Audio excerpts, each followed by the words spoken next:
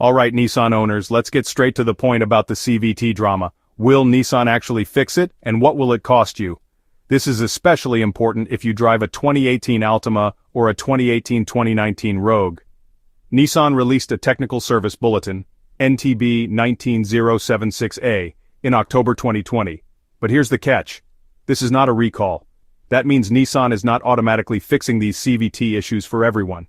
You only get a free repair if your car is still under the original powertrain warranty, or if Nissan offers Goodwill coverage, which is not guaranteed and is decided case by case. Here's what matters. If your car has one or more of these specific codes, P17F0, P17F1, P0776, P2813, P1715, or P0841, stored in the transmission control module, then this bulletin might apply to you. These CVT issues usually happen because of design flaws, overheating, or lack of fluid maintenance. Sometimes, electrical or sensor problems, or even software glitches, can trigger the same symptoms. Before assuming the worst, have your mechanic check for electrical faults, test sensors, and update the software. Sometimes these are cheaper fixes. But there are a lot of exclusions you need to know about. If your check engine light is on for a different reason, or your car stalls when shifting, this TSB does not apply. And if you only have code P1715, you're not covered by this bulletin.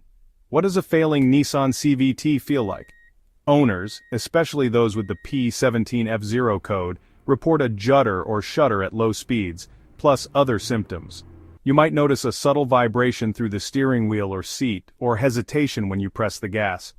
Sometimes it feels like the car is thinking before it moves. You could also feel the transmission slipping, delayed acceleration, or hear whining, humming, or clunking noises.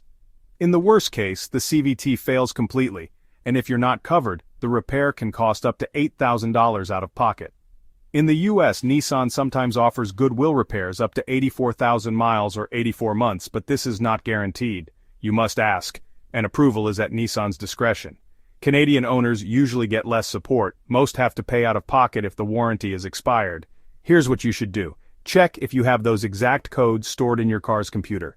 If you notice judder, hesitation, slipping, or strange noises, tell your dealer about TSB NTB19-076A and ask if you qualify for warranty or Goodwill coverage. Even if you're out of warranty, it's worth asking for Goodwill help, but be prepared that Nissan may say no. Regular CVT fluid changes every 30-40,000 miles can help delay problems, but won't fix a failing transmission. It's good maintenance but not a guaranteed solution.